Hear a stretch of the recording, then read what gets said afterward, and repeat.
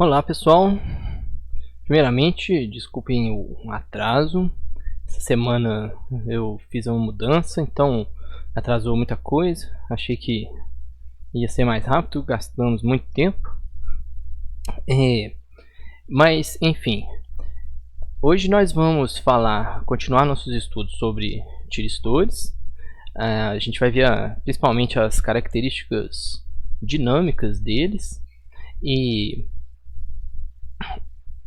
suas aplicações. Associação de tiristores, série paralelo, e também a gente vai ver as proteções que a gente tem para os tiristores. Seria um circuito de amortecimento, seria uma introdução a esse tipo de circuito de amortecimento que a gente vai chamar de circuitos snubbers. Bom, essa aula eu vou deixar mais tempo, né, para vocês fazerem. Eu vou entregar ela hoje, mas vocês podem contar o tempo a partir de segunda-feira. Segunda-feira que dá dia 5, né? Dia 5, tá? E eu espero conseguir entregar as aulas mais rápido na semana que vem, tá? Então, vamos tentar tirar um pouquinho de atraso na semana que vem. Se apertar, a gente combina de outra forma, tá? Assim que vocês conseguirem também, vocês me entregam. Eu entendo, tá todo mundo fora da rotina, então a gente vai ter que fazer no combinado mesmo, tá bom? Bom, então vamos lá. Bom, pessoal, como nós falamos na aula passada sobre algumas características, faltou nós falarmos sobre, com mais detalhes, sobre esse tempo de mínimo de pulso no gate TGT, tá? Tempo de disparo do gate, tá? G de gate e T de threshold. Threshold é isso aqui, né? Deixa eu colocar aqui. Threshold,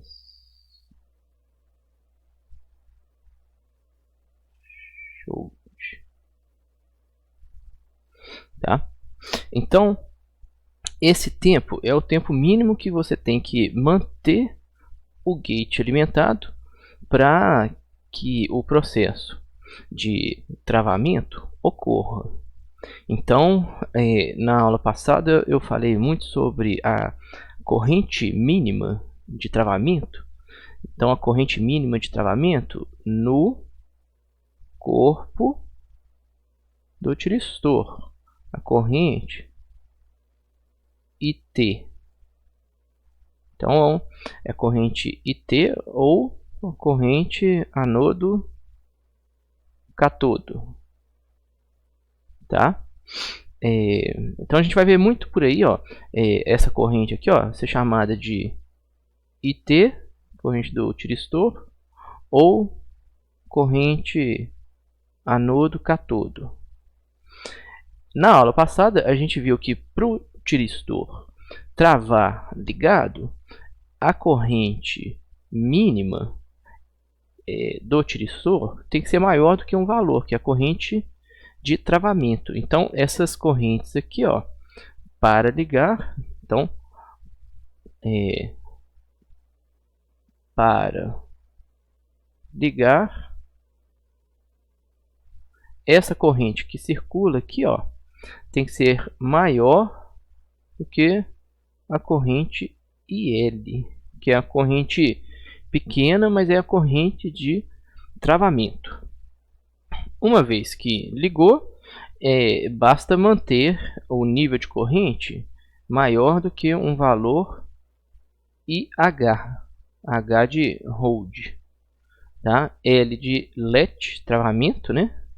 L, let, e H de hold. E aqui a gente tem a definição aqui, ó, da corrente de gate, IG, tá? Bom, essa corrente tem que ser mantida um nível mínimo que a gente viu na aula passada aqui, ó. Vamos ver aqui, ó. A corrente mínima, tá? A gente viu 0,150 mA e tem que ser mantida por um tempo mínimo, que é esse tempo T, tempo de gate, tempo de disparo do gate, TGT, tá? Que é esse tempo aqui, ó. Então a gente viu que para esse datasheet aqui, né, o BT151, o tempo mínimo de disparo do gate é de 2 microsegundos, tá? Expoente menos 6, tá? Bom, aqui acho que na aula passada esses tempos aqui, ó, aqui, ó, a gente tinha falado das correntes, né? Corrente de travamento e corrente de sustentação, tá? Da ordem de 10 a 7 mA. Olha aqui, ó, a corrente do gate, ela é da ordem de 2 mA. Então, se a gente puser aqui, ó, 2 mA durante 2 microsegundos, a gente garante a possibilidade do tiristor ligar. O que falta para o tiristor ligar? Falta uma corrente de travamento. No caso, a corrente de travamento foi de aqui, ó, 10 mA. 10 mA. Então, 10 mA aqui, ó. Então, 10 mA, tá? E depois que ligou, a gente pode até baixar um pouquinho essa corrente num nível um pouquinho menor de 7 mA. Mas lembra que a gente está falando de um tiristor de 12 amperes, então essas correntes são muito baixas, tá? Então a gente tem aqui, ó, 7 mA, tá? E aí a gente mantém o tiristor ligado, tá? Bom, então estou falando desses tempos aqui, ó, tempo do disparo do gate. Agora eu vou falar que seria esse tempo de ativação aqui, né? TGT. TGT. Vou até trabalhar, vou ter que mudar o fundo dessas apresentações. Aqui, ó, tempo de ativação do gate, TGT, tá? Agora o tempo de desligamento. O tempo de desligamento, ele é um tempo depois que a corrente baixou de determinado valor, a gente tem que manter o tiristor sem nenhuma corrente por algum tempo. E esse tempo aqui, ó, é de 70 microsegundos, já é muito maior, tá? Então é o tempo de desligamento,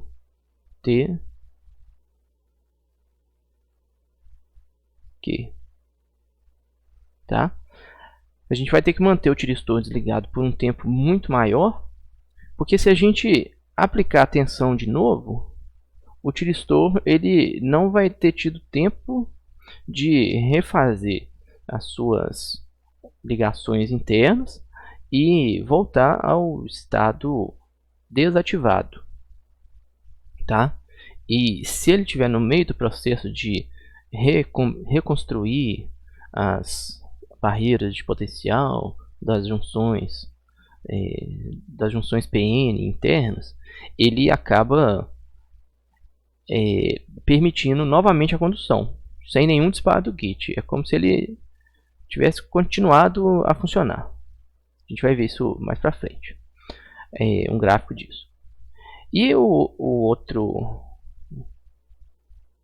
parâmetro importante das características dinâmicas é a taxa de variação de tensão permitida. Ou seja,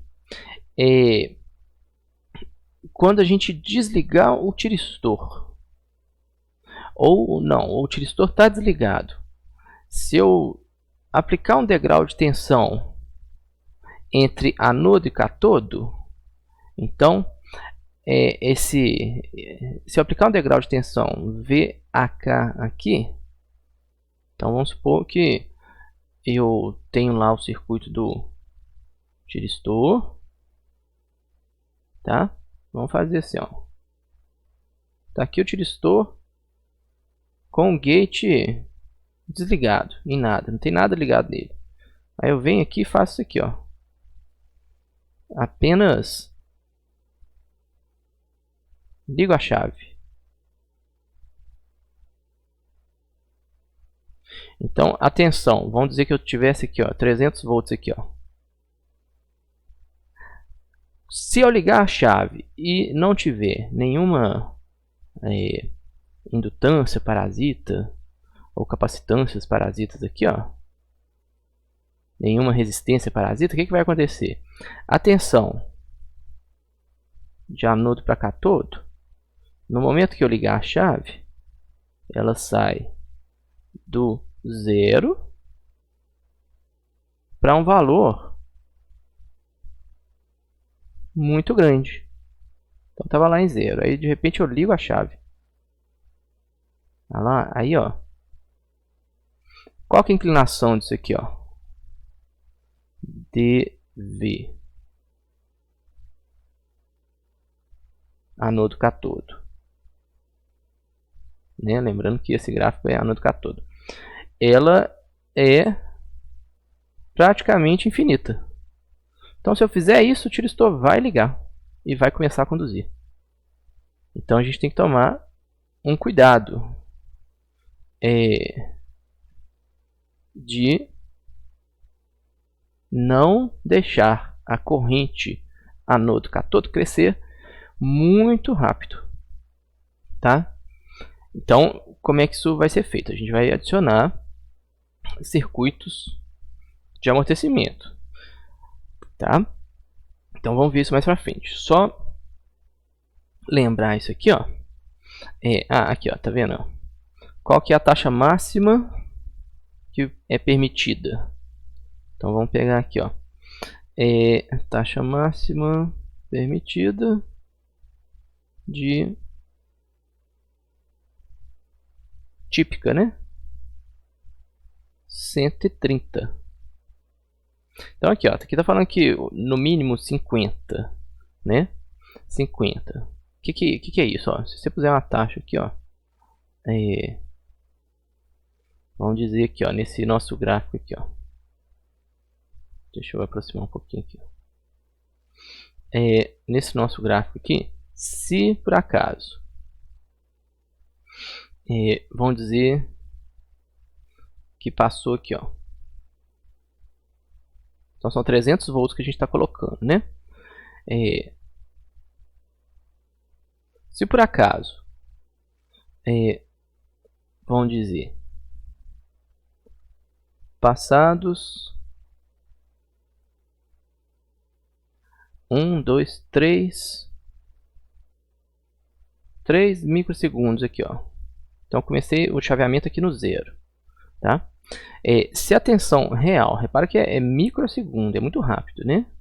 Mas se a tensão real ela crescer assim, ó, ela cresceu 300 volts em 3 microsegundos. Então nós temos essa taxa aqui, ó, essa taxa real aqui, ó, de 300 sobre 3 igual a 100 volts por microsegundo.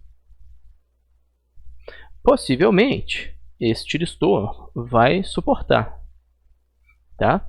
Porque o tiristor, os valores típicos são de 50, de 130, então ele vai suportar. Mas você pode dar o azar de pegar um tiristor estatisticamente ele funciona com taxas menores. Ele necessita taxas menores. O que seriam taxas menores? Seria demorar mais tempo aqui, ó, para atingir os 300 volts, tá? Então, se você pegar um tiristor que ele está funcionando dessa maneira aqui, ó, e você puser essa taxa aqui, ó, ele acaba ligando sozinho, tá? Então a gente tem que prever formas de controlar essa taxa de crescimento aqui da tensão. Então vamos ver como que a gente faz isso. Então eu vou começar explicando por que o tiristor dispara nesse circuito, tá? Aqui é um circuito que induziria o crescimento de tensão muito rápido no tiristor, no momento que ele está sendo... no momento não, é um pouco depois dele ser desligado. Esse circuito aqui, ó, a gente vai ver que é um circuito para desligar o tiristor. Por quê? O tiristor, para funcionar, ele precisa de uma corrente dele aqui, ó, maior do que uma corrente IH. No nosso caso, foi uma corrente de 7 mA, tá? Quando eu aciono essa chave aqui, ó,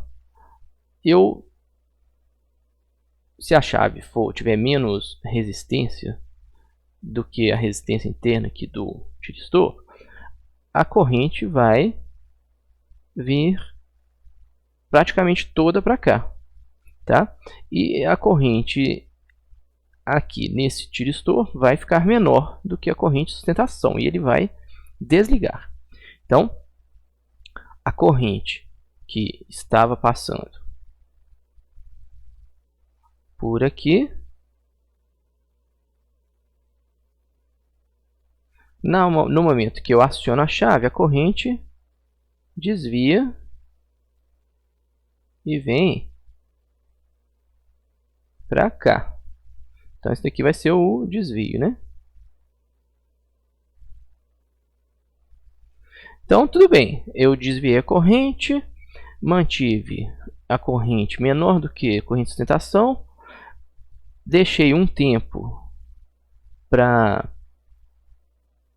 tiristor recombinar e ficar inativo, tá? Então eu desvio durante um tempo TQ, aqui, ó. Tem que ser esse tempo aqui, ó, TQ, tá? Para dar tempo dele recombinar aqui, ó. E aí eu posso soltar a minha chave aqui, ó, e voltar ela para posição desacionada. E o que acontece? A corrente que estava por aqui, ó, não tem mais lugar para ir. Essa corrente não tem mais lugar para ir por aqui, né? E o que acontece? A corrente simplesmente para de funcionar. Então essa tensão que existia aqui, ó, VR, ela, quando a corrente vai para zero, VR igual a zero. Então se a gente tinha aqui, ó, os nossos 300 volts aqui, então se a gente tinha 300 volts aqui, ó, com zero de queda, os 300 volts imediatamente aparecem aqui, ó. Então a gente tinha nenhuma resistência, restrição à passagem de corrente. Isso significa que a tensão VAK era igual a aproximadamente, né? Aproximadamente 0 no tiristor ligado, né? O tiristor está ligado. Quando o tiristor desliga, a corrente vai imediatamente para 300 volts. Não é nem aproximadamente, né? Ela vai para 300 volts, tá? No estado off. Bom, então a gente tem no tiristor um degrau de tensão. Então, tá aqui o tiristor e ele estava conduzindo. De repente, a tensão foi para 300 volts. Essa é a tensão VH. Bom, se eu dou um degrau em um capacitor, tá? O que significa um degrau? Tá? Um degrau, a gente pode pensar em um degrau como sendo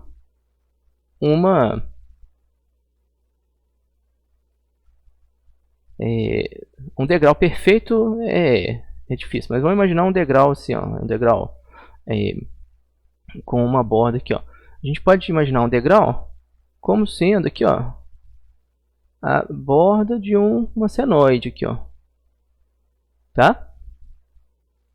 Então, ó, quanto mais inclinado esse degrau, maior ou menor o período, né, dessa senoide, e a frequência é maior. Então, quanto menor o período, né, maior a frequência, tá?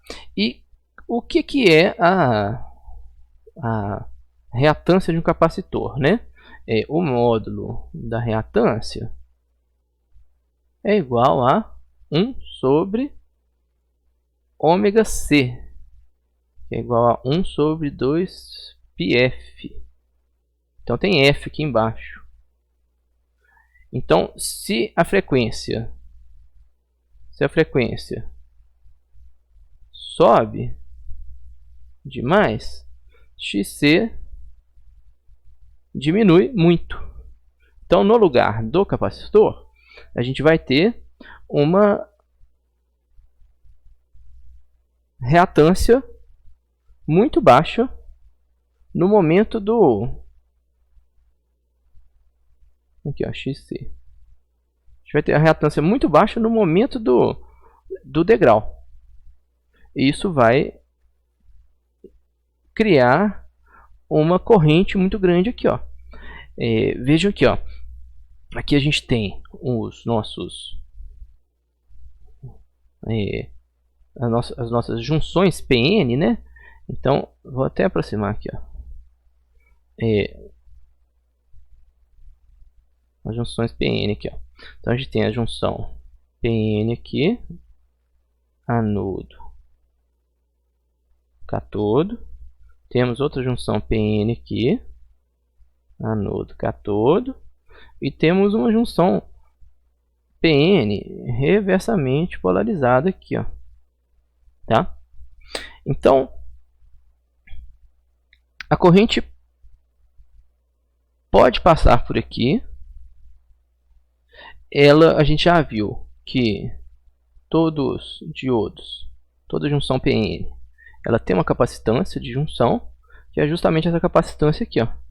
Então a corrente continua, vem para cá, tá? Aciona aquele transistor, né, do modelo NPN, aciona e vai embora. Aí esse transistor NPN acionado aciona o transistor do modelo aqui em cima e o tiristor dispara de qualquer maneira, tá? Então o que a gente pode fazer para melhorar isso?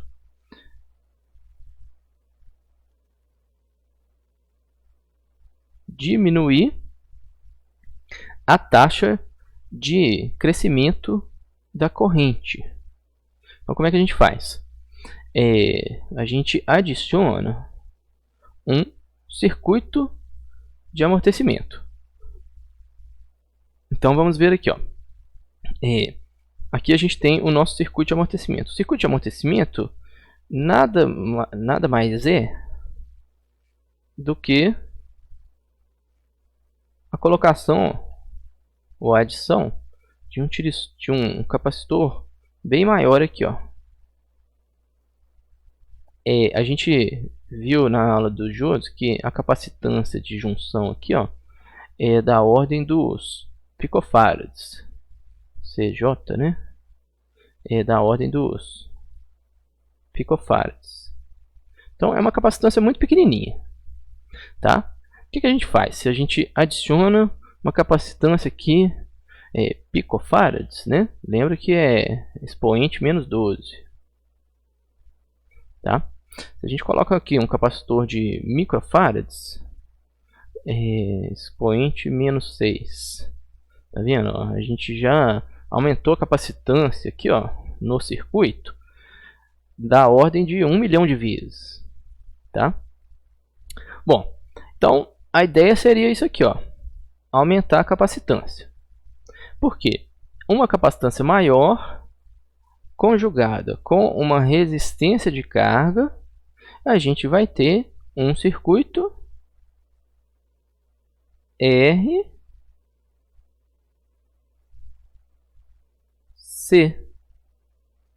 Vou colocar aqui, ó, chamar isso aqui de CS, tá?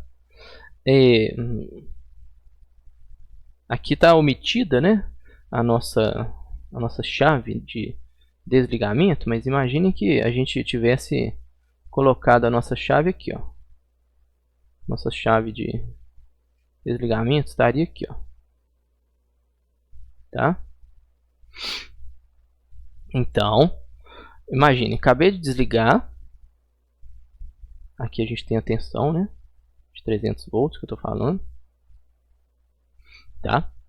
Aí eu estou dando um curto aqui, ó. Eu estou mantendo a corrente circulando por essa malha externa, tá? Assim que eu abro a chave, eu não deixo mais a corrente circular pela malha externa. E aí o que acontece? Sem corrente, sem queda, esses 300 volts aqui surgiriam imediatamente aqui, ó, tá? Porque não tem mais queda aqui, ó. Porém, então, se eu colocar um capacitor aqui, ó, em paralelo, o que vai acontecer?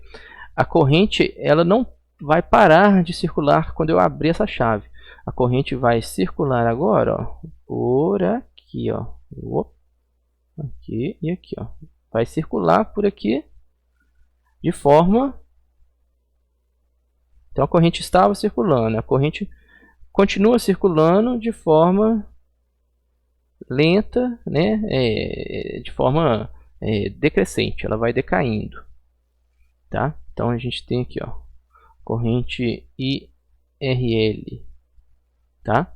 Então nesse momento ainda a gente vai ter queda aqui, aí dá tempo da tensão aparecer aqui, ó. Esse diodo é justamente para isso, é para fornecer um caminho sem resistência aqui, ó. Aí a gente tem só essa malha RC. Então, enquanto a corrente está circulando aqui, ó, a corrente estava circulando, a tensão do capacitor, ela vai crescendo, tá? Vamos chamar isso aqui de VCS, tá? Então, esse daqui, ó,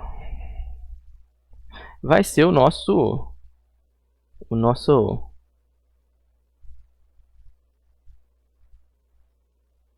diminuição da taxa de crescimento da tensão. Então, a tensão que crescia instantaneamente, então a tensão crescia de forma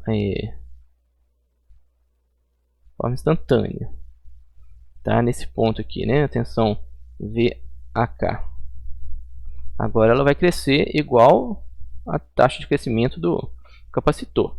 Ela crescia instantaneamente porque um capacitor da ordem de picofarads, ele carrega instantaneamente, quase, tá? Precisa de muita pouca corrente ou carga para levar o capacitor para a tensão da fonte, tá? Agora um capacitor de microfarads combinado com uma resistência, ele vai demorar muito mais tempo para carregar. Então, demorando mais tempo para carregar, essa capacitância interna aqui, ó, do tiristor, vou até colocar aqui, ó, ela vai crescer, essa corrente vai crescer muito mais devagar, tá? Então, na verdade é aqui, né? Tá, e aí a gente teria um diodo aqui, ó. Então essa tensão aqui cresce muito mais devagar. Agora, qual que é a forma de calcular esse capacitor? Tá? A gente, não sei se vocês já viram, mas a fórmula da tensão num degrau de entrada para um capacitor vai ser essa fórmula aqui, ó. VC é igual a, vou chamar aqui de tensão da fonte, VS, tá? 1 menos E elevado a menos T sobre RC, tá? Bom, se a gente fizer a manipulação matemática aqui, ó, a gente vai encontrar que a inclinação maior que a gente vai ter vai ser nesse tempo zero aqui, ó. Tempo zero. Então nesse tempo zero aqui a gente tem a maior inclinação, tá? Então vamos fazer vou só passar para vocês a fórmula da derivada. A derivada dessa equação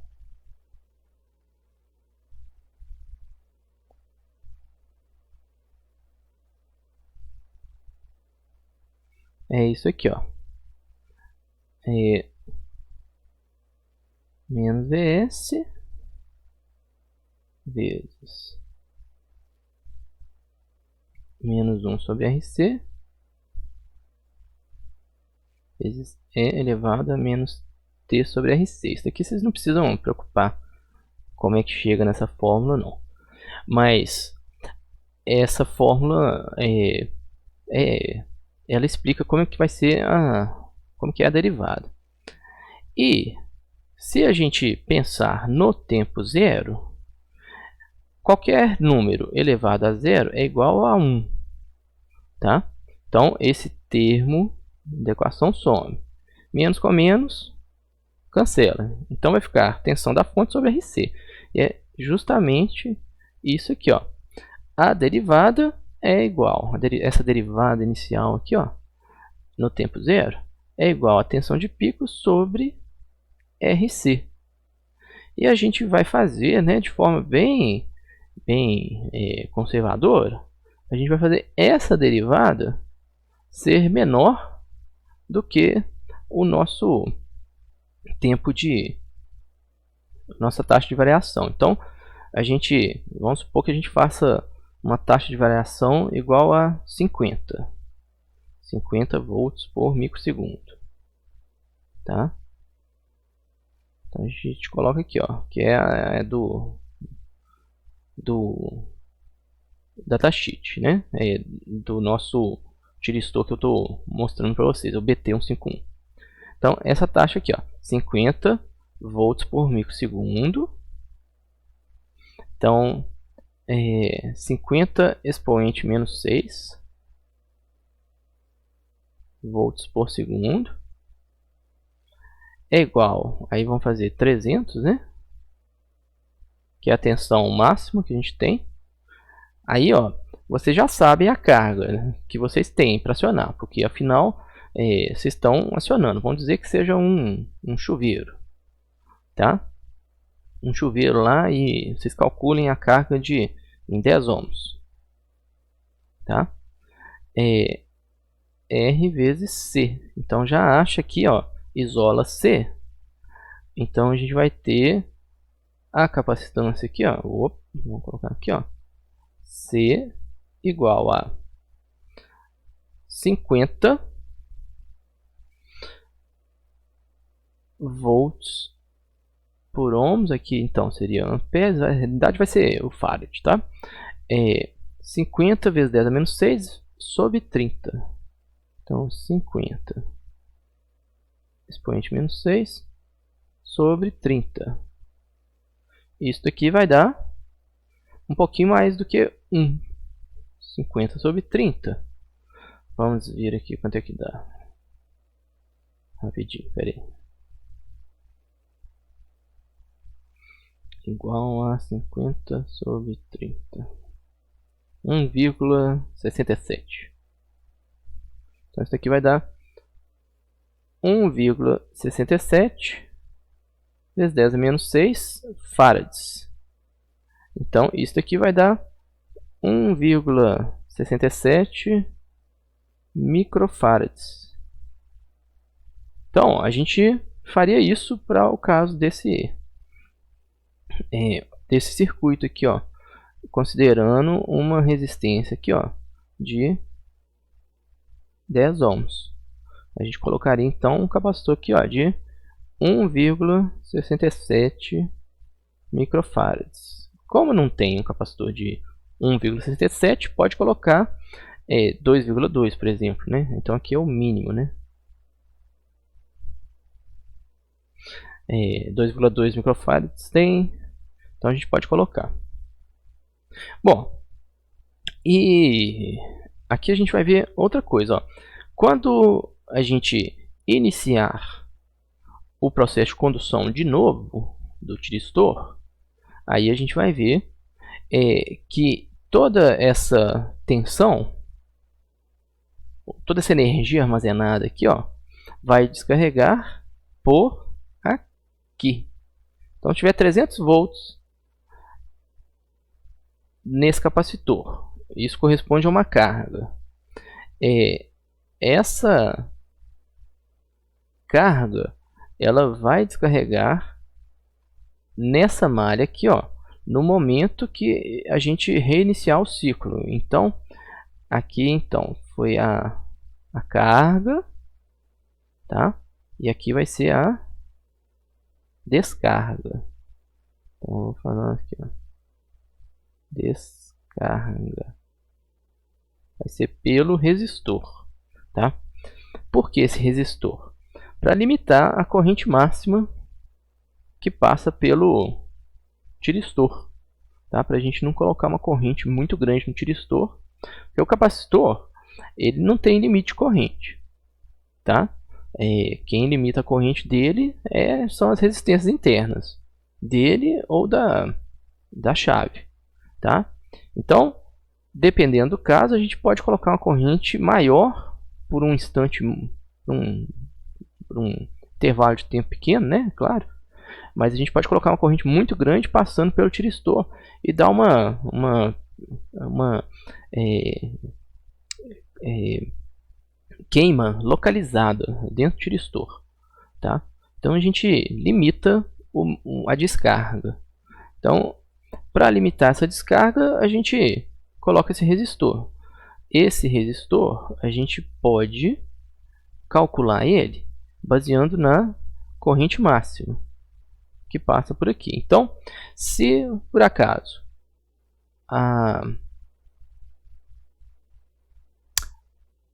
o capacitor está carregado com 300 volts, então tensão do capacitor na descarga é igual a 300 volts. Então, eu vou colocar aqui, ó, a descarga, né? Descarga. Tensão do capacitor igual a 300 volts. A corrente máxima suportada pelo tiristor é de 12 amperes, a corrente contínua, tá? A corrente do tiristor média, no nosso caso é contínua, né? Então o caso é de 12 amperes. Tá? Então, para limitar essa corrente na descarga em 12 amperes, a gente pode fazer a conta. RS igual a 300 sobre 12. Para dar aqui, vamos ver aqui, ó, igual a 300 sobre 12. 25 ohms, por exemplo. Aí você já não deixa a corrente passar de 12 amperes na descarga, tá? Mas a descarga de um capacitor com pequena capacitância, ela é praticamente um flash. Ela é praticamente instantânea. Então, mas continua sendo os 12 amperes. Tá vendo aqui, ó? 25 ohms de resistência para limitar em 12 amperes. Um capacitor não vai ter 25 ohms internamente. E nem um tiristor vai ter essa resistência. Então, é bom que tenha uma resistência, tá? Porque por mais que seja instantânea a descarga, né, a corrente pode passar do limite do tiristor, tá? E causar pontos localizados lá de aquecimento. Bem, aqui nós temos o tempo de comutação TQ, tá? Para que é esse tempo de comutação? Ele é o tempo que o tiristor leva para reconstruir a barreira de potencial das junções PN. Então, e deixar o tiristor no estado desligado. Como é que é feito esse teste aqui, ó? A gente tem um circuitinho de onda quadrada,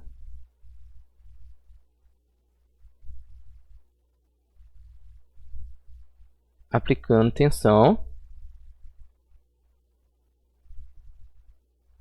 em um tiristor,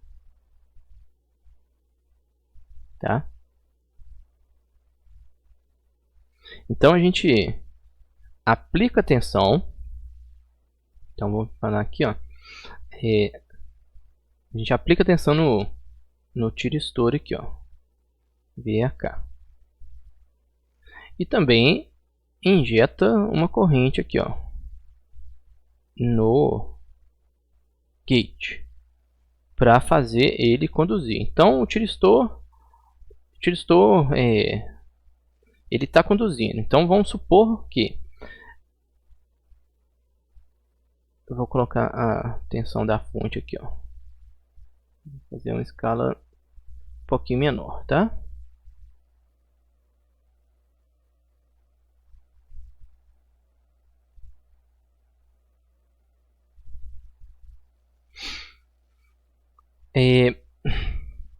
Então vamos aqui, ó.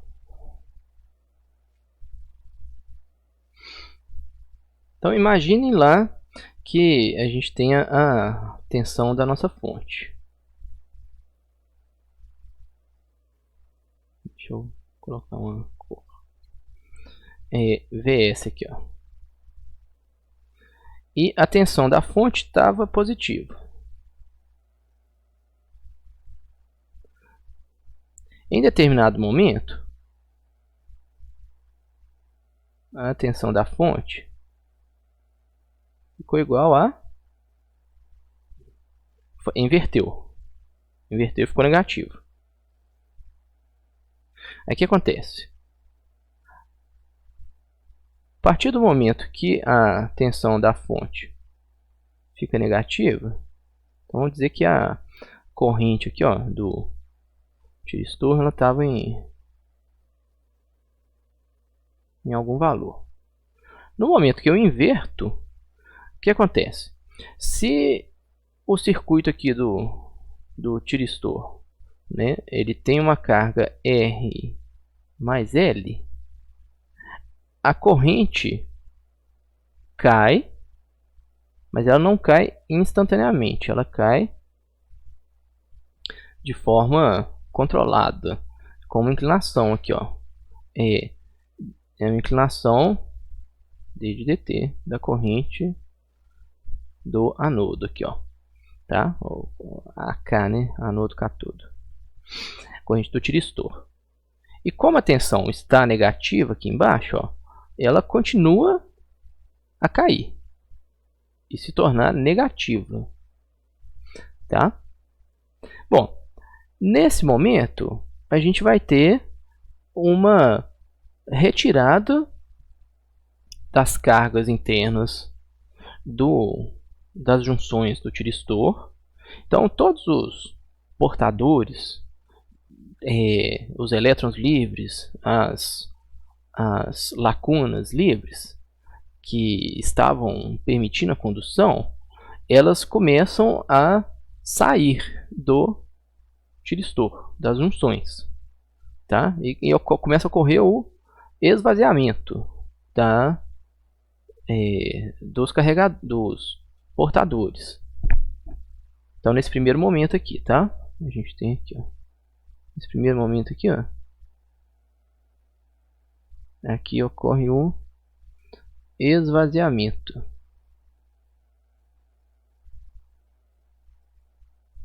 Ou retirada, né? Esvaziamento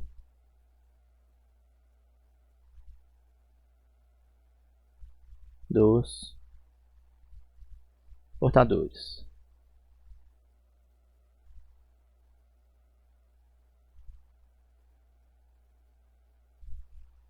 Nesse primeiro momento aqui, ó.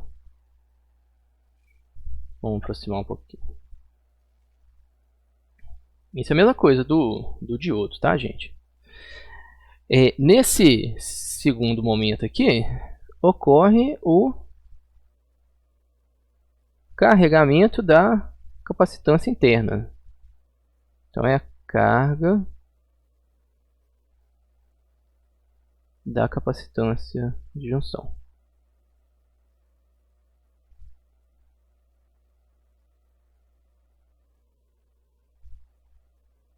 Vou colocar junção PN, né? Então, leva um tempo para uma junção PN recuperar. E é esse tempo aqui, ó, tempo de recuperação reversa, que eu já tinha mencionado quando eu falei de diodos. Então esse aqui, ó, tempo de recuperação reversa.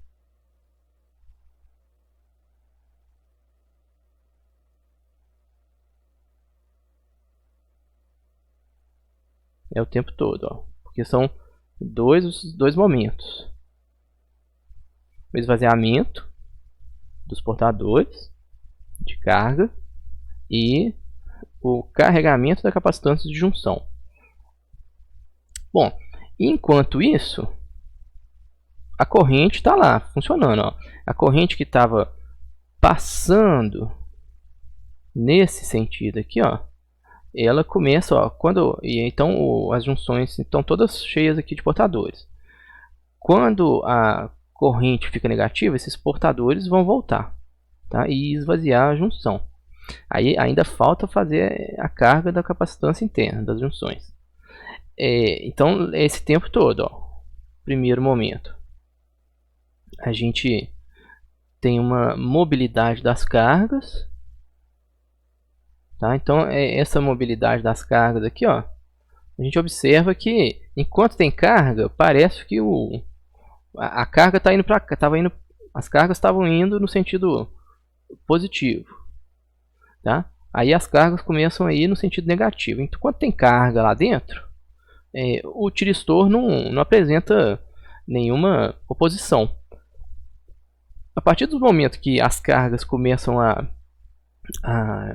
diminuir a quantidade lá dentro, aí o tiristor começa a ficar mais resistivo, vamos dizer assim.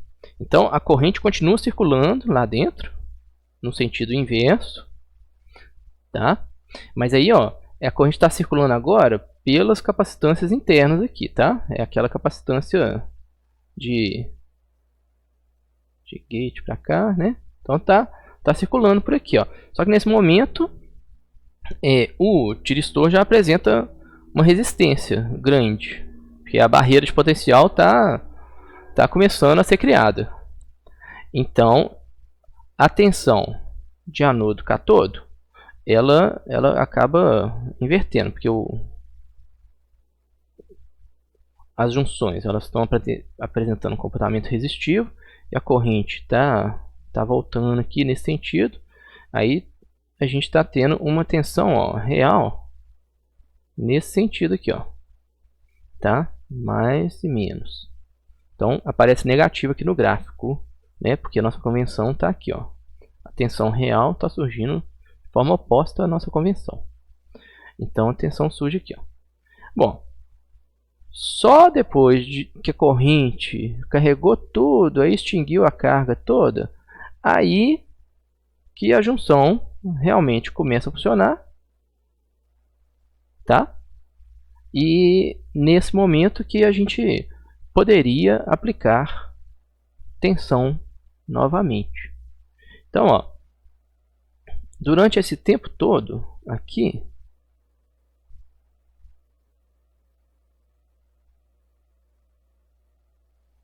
é o nosso tempo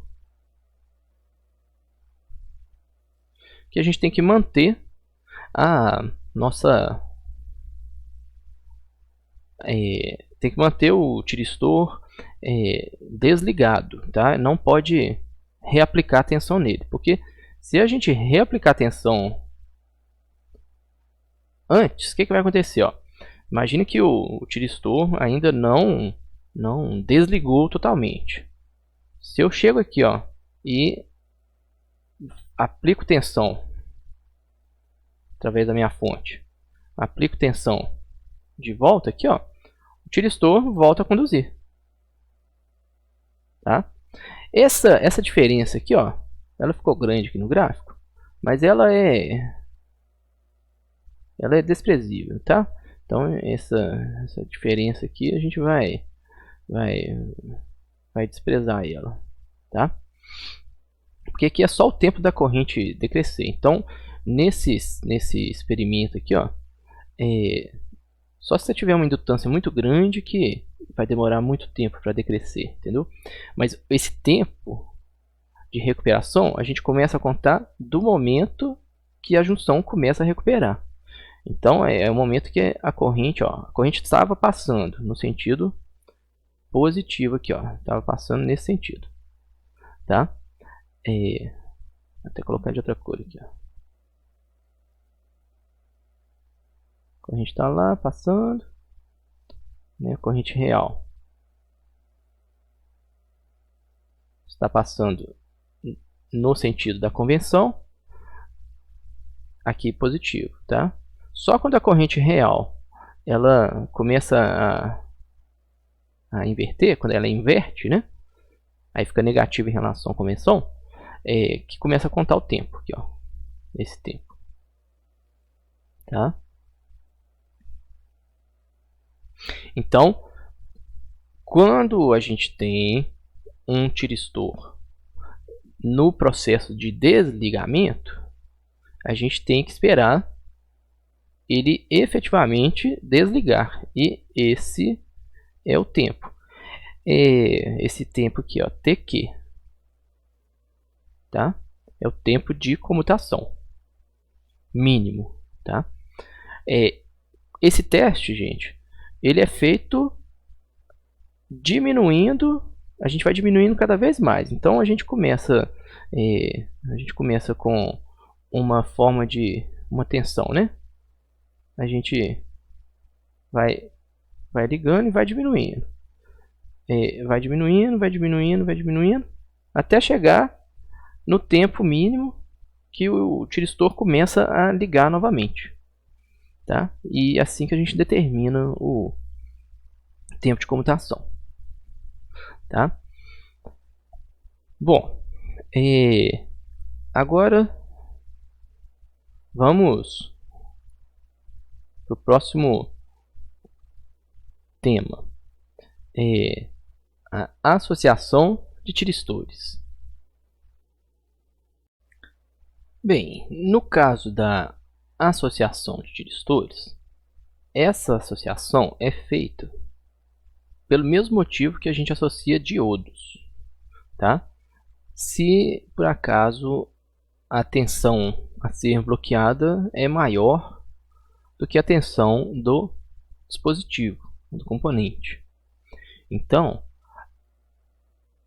a ideia vai ser a mesma. A gente vai fazer uma equalização de tensões para garantir que os tiristores, mesmo com diferenças no comportamento deles, quando estiverem bloqueados, recebam tensões aproximadamente iguais, com uma pequena variação. Então vamos supor, a gente precisa bloquear 1000 volts. A gente tem dois tiristores de 600. Então o ideal era que cada um ficasse com 500 volts.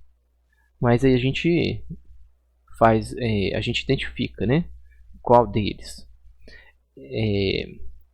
é mais resistivo, tá? E qual deles é menos resistivo. Porque o tiristor que for mais resistivo vai ficar com mais tensão para ele durante o bloqueio, tá? Então a gente faz o que? A gente coloca resistências em paralelo, porque uma resistência grande com uma resistência menor em paralelo, o valor tende a ser uma resistência menor. Tá? Uma resistência pequena com uma resistência maior tende a ficar maior o valor. Então a gente equilibra as resistências internas através de circuitos paralelos, através de resistências em paralelo, de equalização. E no caso quando a gente precisar de uma corrente maior do que a corrente suportada pelo tiristor, a gente pode associar dois tiristores. Nesse caso a gente tem que identificar também, né, qual que é o menos resistivo. E porque o menos resistivo vai pegar a maior parte de corrente para ele. E o que a gente faz? A gente adiciona correntes de forma a tornar essa diferença de resistências internas menos discrepante, vamos dizer assim. Então, no caso de tiristores em série, quando a gente está no estado desligado do tiristor. Quando a gente está num estado desligado, então vamos dizer que no estado desligado, sem resistência de equalização, a corrente passa por um, passa por outro, tá?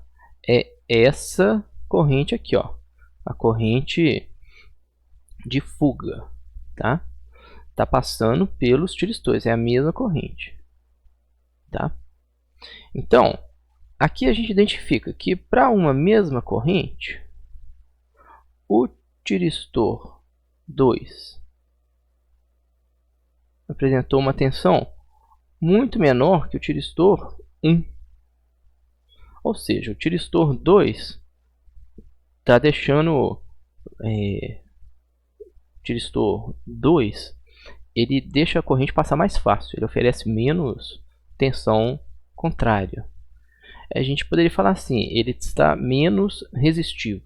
E se a gente pegar a tensão e dividir pela corrente, a gente encontra uma resistência equivalente dessa aplicação, tá? Então seria como se a gente tivesse um resistor muito grande aqui, seria um R1, e um resistor pequeno aqui, ó, R2, seria o equivalente aqui ao tiristor 2. Então, para uma mesma corrente circulando, a tensão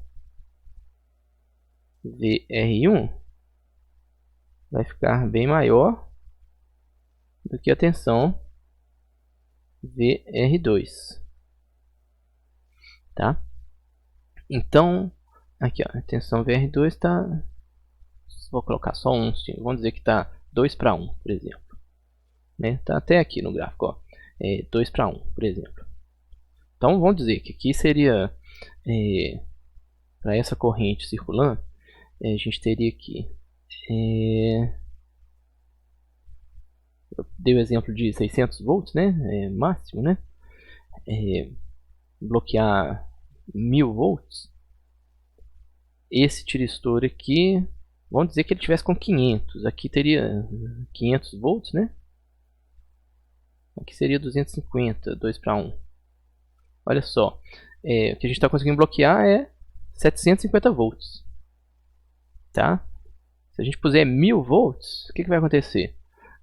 1000 volts no circuito externo, né? A corrente vai crescer, aí vai crescer isso aqui, e o tiristor 1 ele vai ultrapassar os 600 volts de projeto e vai começar a conduzir, tá? Porque ele não vai aguentar segurar mais. Aí o que acontece?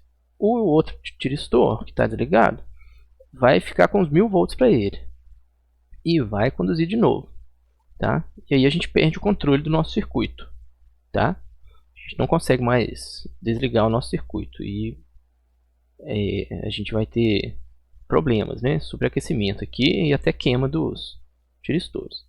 Então o que a gente vai fazer? A gente vai fazer, a gente vai pegar a mesma equação que a gente usou para a combinação série de diodos. Então, gente,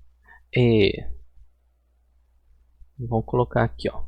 Eu já fiz uma cópia, tá, da página, não precisa nem se preocupar, não. Vamos estabelecer que a gente queira lá bloquear aqueles 1000 volts, tá? Não tem jeito da gente dividir igualmente as tensões. Então a gente pode dizer, né? Não, eu quero então colocar 550 volts no tiristor mais resistivo e quero colocar 450 no tiristor menos resistivo, tá? Então vou colocar aqui, ó.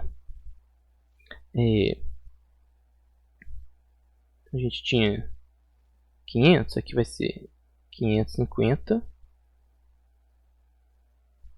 vai ser o meu V1 equalizado. E vou colocar 450, que vai ser meu V2 equalizado.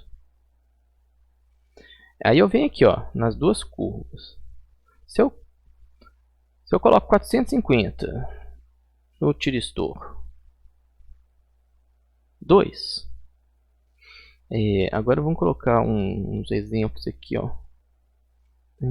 Vou colocar aqui, ó. Vamos colocar aqui, ó, 450 microamperes, tá? Não, vamos colocar um valor mais redondo aqui, ó. Vou colocar 500 microamperes de corrente full aqui, ó. Tem 500 microamperes aqui, ó.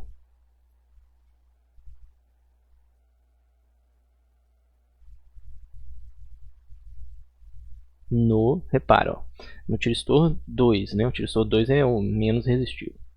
Aí, aqui, o tiristor 1, tá na metade, vamos dizer que seria aqui, ó, tá próximo, né? Vamos colocar 250 microamperes. Tá? Então, ó, por aqui vai passar 250 microamperes, porque eu estou colocando aqui 550 volts. E aqui vai passar 500 microamperes, porque eu estou colocando 450 volts. Tá? Bom, tem alguma coisa estranha aqui, né? Uma corrente 250 aqui, uma corrente 500 aqui, né? Por quê? Tá faltando justamente os resistores de equalização. Tá? Então, vou colocar aqui, ó, R aqui. Ele vai ficar aqui. Tá? A corrente desse resistor vai se somar a esse 250 e vai entrar aqui, ó, nesse outro. Vou colocar aqui, ó, R aqui. Tá? Então, essa corrente mais essa corrente vai ser igual a essa corrente mais essa corrente. Essa aqui é a dedução da fórmula, tá? Que eu já fiz para os diodos. Então, vou chamar aqui, ó, chamar de V1 aqui, né? Vamos ver. Eu vou dar nomes aqui, ó. Opa.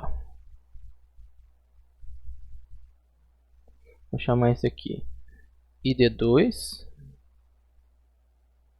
aqui. E essa corrente ID1 aqui. Equalizado, após a equalização. Tá? Então, ó, vamos às fórmulas aqui, ó. Vou pegar aqui, ó. Vou pegar.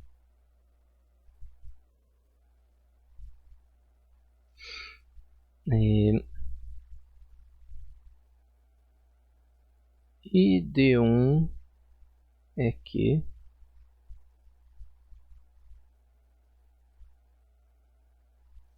Acho que eu vou fazer a fórmula aqui em cima, gente.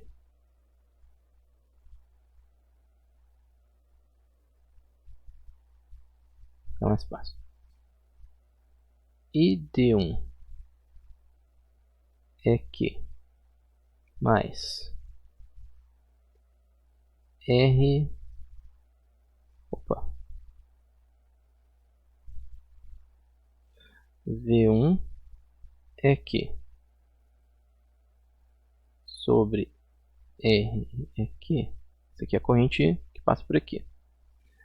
É igual a corrente ID2 equalizada mais V2 aqui sobre R aqui. Tá? Bom, isso aqui, se a gente manipular, a gente tem aquela fórmula que eu já dei até os diodos.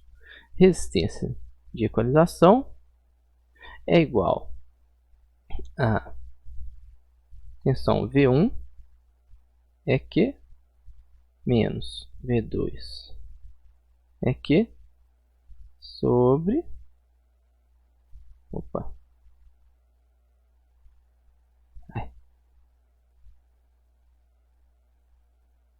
sobre ID2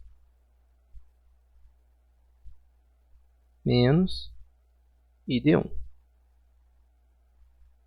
equalizadas.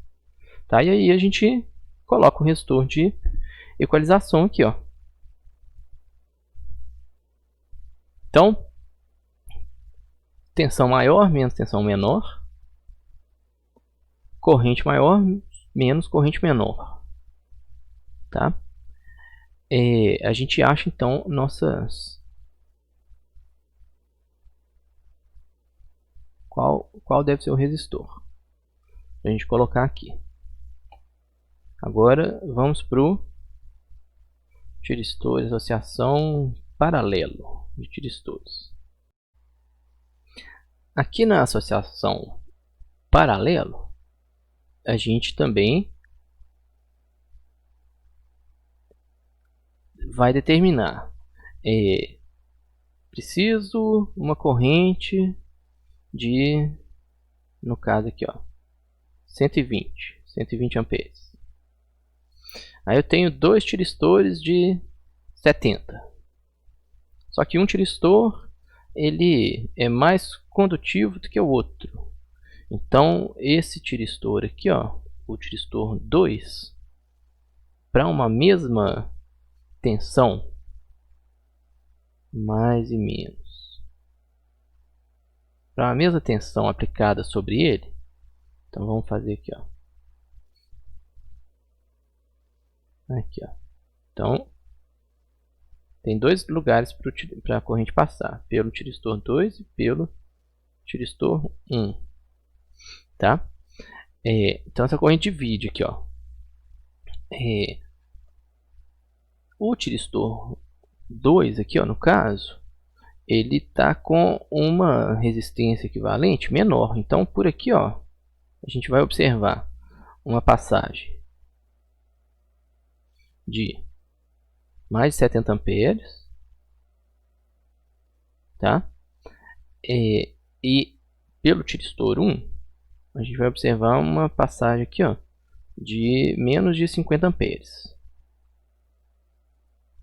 Então tá tendo um desequilíbrio aqui entre os dois, tá?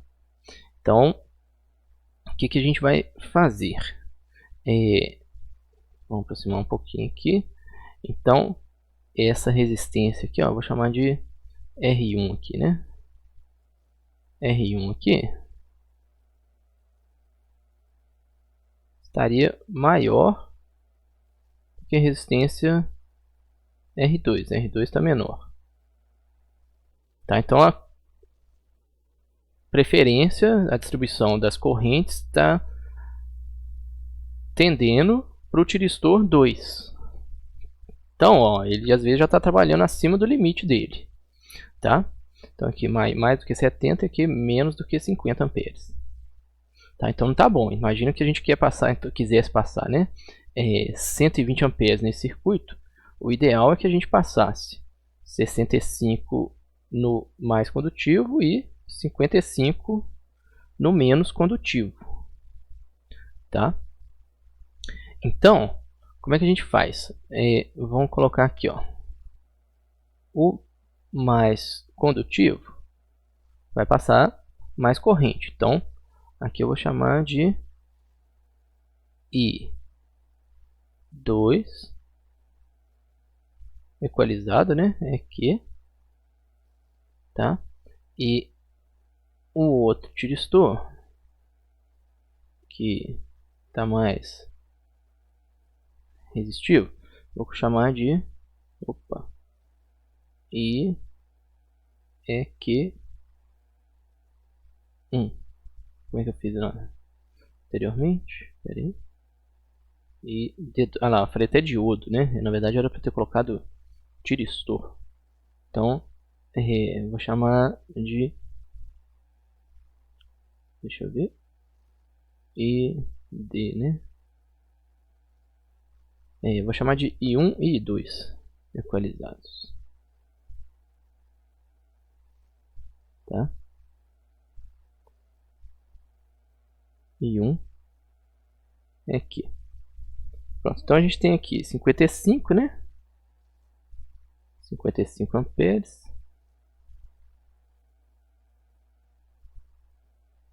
E 65 aqui, ó. 55 e 65 amperes. Então a gente sempre pega o nosso valor que a gente deseja, valor médio, e coloca um percentual para cima e para baixo, tá? No caso eu coloquei 5 amperes para cima e para baixo. Isso dá em torno de 10%, em torno do nosso valor médio. Por quê? Se eu tentar aproximar demais, aí os valores de resistência, vocês vão ver que crescem muito, tá? Então vamos dizer que a gente identificou, ó, se realmente eu quiser passar 65 amperes pelo tiristor 2, vai aparecer nele, vai aparecer uma tensão, vou chamar aqui, ó, V2 aqui, tá? Vamos dizer que essa tensão que estava, né, fosse 1,4 volts. E essa tensão aqui vai ser então 1,3 volts. V2 é aqui. E aí a gente vai ter o outro tiristor aqui, ó. Vou chamar aqui de V1. Aqui. Então se estiver passando 55 amperes mesmo no tiristor 1, no tiristor 1 está aparecendo lá 1,5 volts. Tá? E qual que é a ideia aqui, ó? Bom, se está passando aqui, ó, 65 amperes, aqui está passando 55, aqui está aparecendo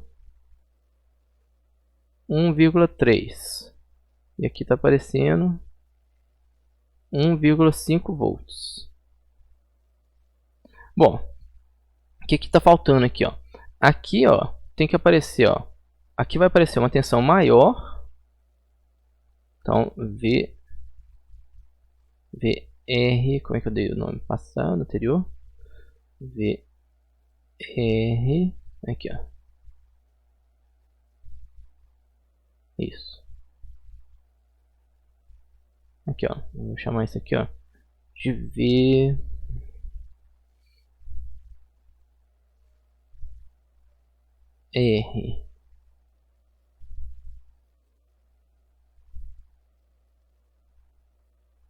do tiristor 1, né? VR tiristor 1 e aqui vai ser VR, opa, aqui VR do tiristor 1, aqui VR do tiristor 2.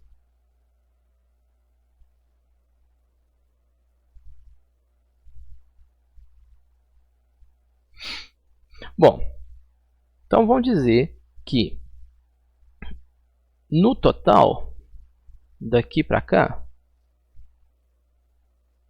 a gente tivesse aqui, ó, mais ou menos 3 volts de queda. Isso que é a questão vendo inconveniente, né? A gente aumenta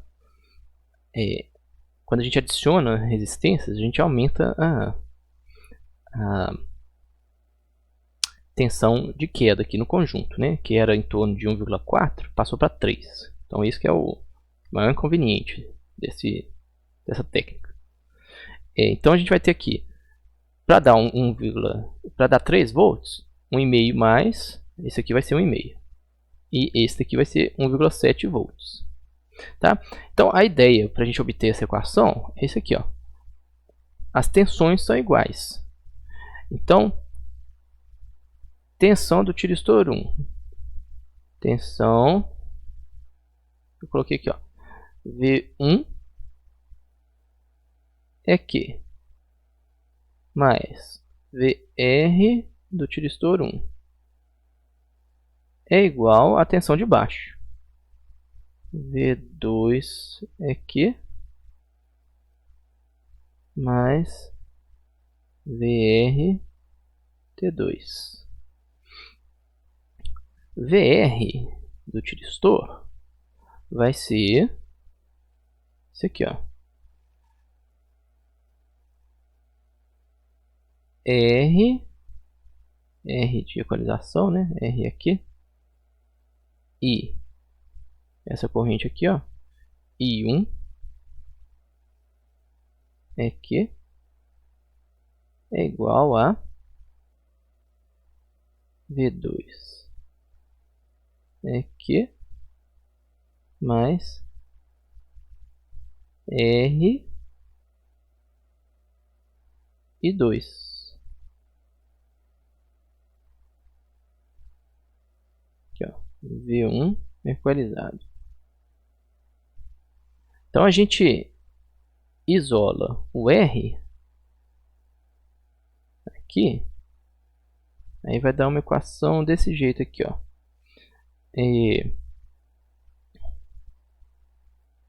V1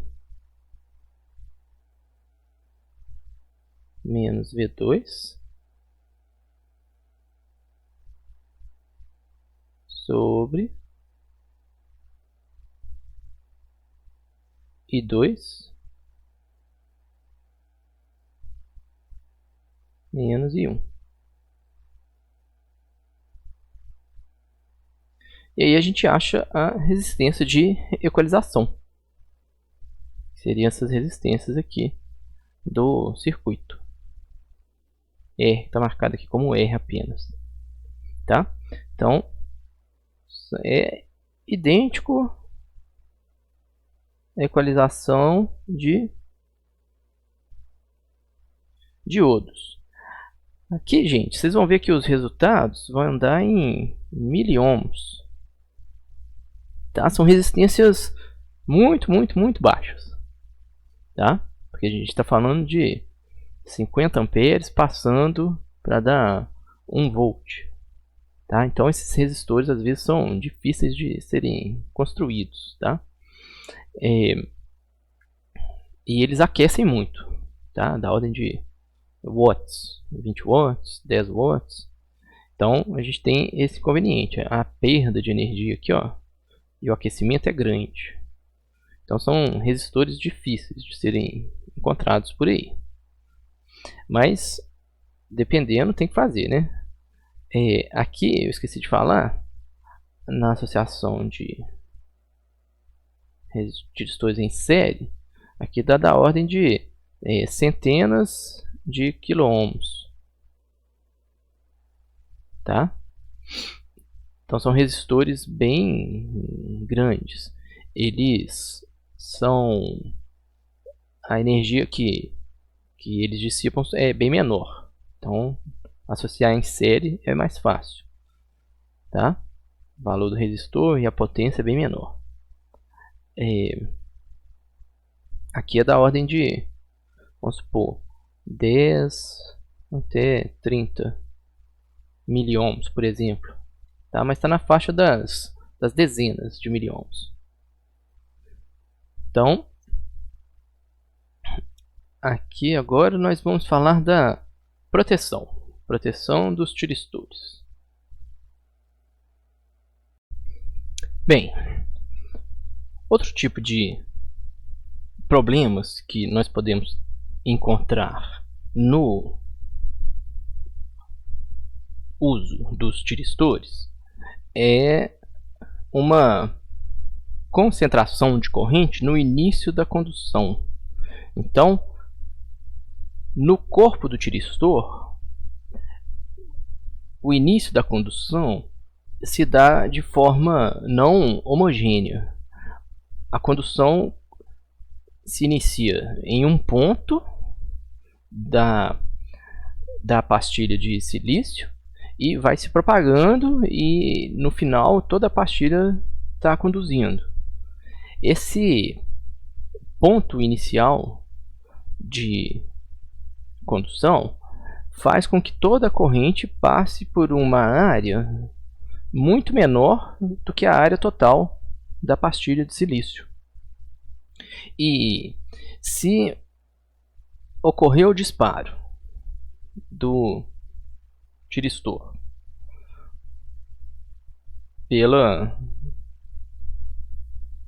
injeção de uma corrente no gate, e se a corrente ela crescer muito rápida antes de que toda a pastilha esteja conduzindo, o que vai acontecer? Toda a corrente vai se concentrar num pequeno espaço e vai fazer um superaquecimento naquele espaço, podendo queimar o componente. Então o que a gente faz? A gente diminui a taxa de crescimento de corrente através da utilização de um indutor. Então, vamos dizer, no nosso exemplo, a gente tem lá a nossa fonte que tem 300 volts de pico. Aqui uma fonte senoidal. Aí, imaginem que a gente iniciou o disparo do tiristor justamente no pico de tensão, então nos 300 volts aqui, ó. Se essa carga for tal que 300 volts combinados com a carga dão lá os 12 amperes, assim que a gente ligar, os 12 amperes já começam a circular, tá? Só que esses 12 amperes vão passar por uma área pequena e vai queimar aquela área inicial de condução. Então, para evitar isso, a gente põe um indutor. O indutor em série, ele vai levar a nossa corrente de um valor inicial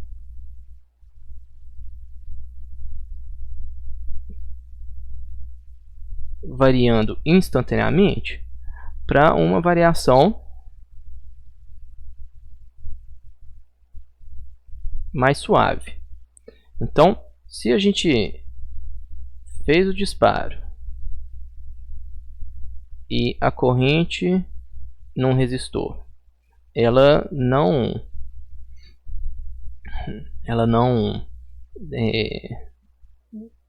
cresce instantaneamente, ela não demora para crescer, tá? Aqui, ó, pronto. Então, ó, qual que seria a inclinação de uma corrente que cresce instantaneamente? Então, é a derivada, né? D de dt da corrente, derivada da corrente. Nesse caso aqui, é igual a infinito, tá? Disparou, os 12 amperes já começa a circular. Não dá nem tempo do tiristor propagar a região de condução dele.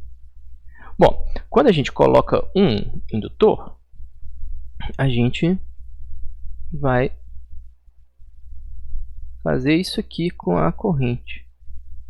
E aí, esse momento inicial aqui, ó, ele vai ter uma inclinação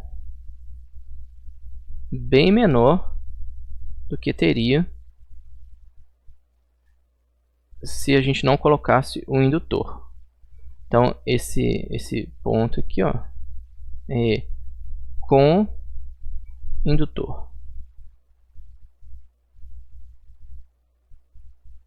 Então, o que a gente vai fazer? A gente vai projetar o nosso indutor de acordo com essa equação. Quando a gente liga um circuito que não tem nenhuma corrente circulando e tem um indutor em série, a lei de Kirchhoff das tensões para esse circuito seria tensão da fonte igual a tensão do resistor mais tensão do indutor. Porém, no tempo igual a zero, corrente igual a zero, tá? E o que é VR? VR é R vezes I.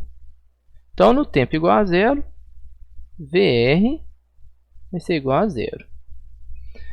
Então, nós temos Vs igual a Vl. A equação do indutor é a equação, talvez já conhecida de vocês, L vezes a variação de corrente. Então, no primeiro momento, ó, se a corrente está variando, o que vai acontecer? A corrente variando combinado com a indutância tem que ser igual à tensão da fonte. Então, se a tensão é fixa, se a tensão da fonte é fixa e a indutância é fixa, para esse termo LD dt dá igual a esse termo Vs, a inclinação da corrente tem que se adequar e ser limitada de forma a conseguir o termo da direita da equação ficar igual ao termo da esquerda. Então, a gente consegue limitar a nossa taxa de crescimento de corrente. No nosso caso, a gente tem especificado a taxa máxima permitida para o componente. Então, isso daqui a gente vai olhar no datasheet.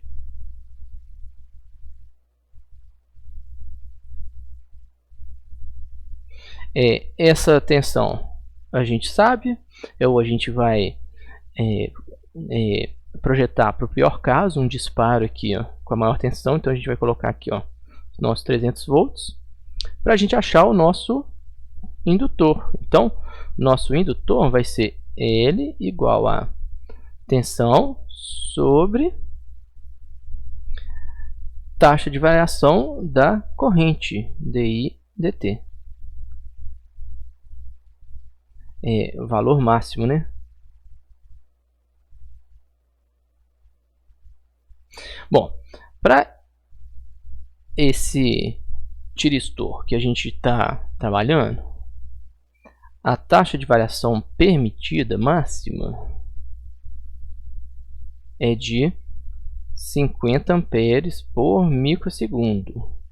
Então vai ser 50 amperes por microsegundo. Então nós temos 50 amperes 1 microsegundo, 1 vezes 10 elevado a menos 6, que é igual, ó, é uma taxa absurda aqui de corrente, ó, 50 vezes 10 a 6 amperes por segundo, 50 milhões de amperes por segundo. Isso é absurdo, mas a gente não vai ficar um segundo observando o crescimento de corrente. A corrente vai crescer durante alguns nanosegundos, é menos do que microsegundos.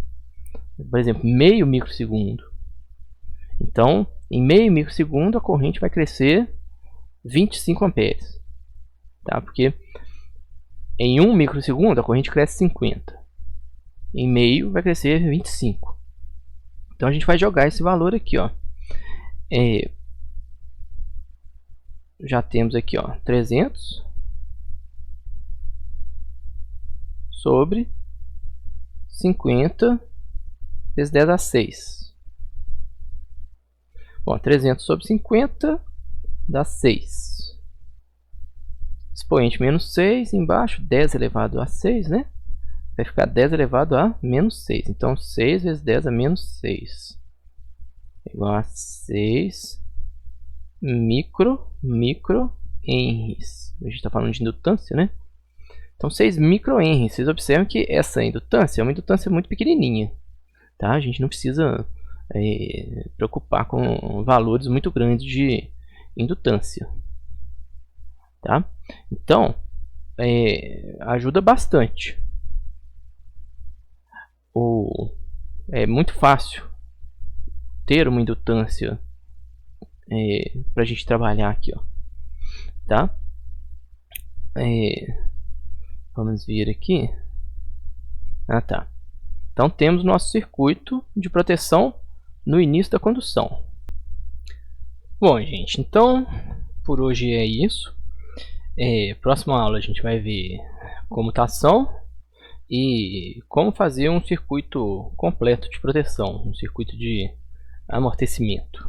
E aí a gente vai ter que precisar ver um pouquinho de circuitos RLC, que são bem tem aplicação muito grande na eletrônica de potência. Ok? Então faça a atividade e até a próxima aula.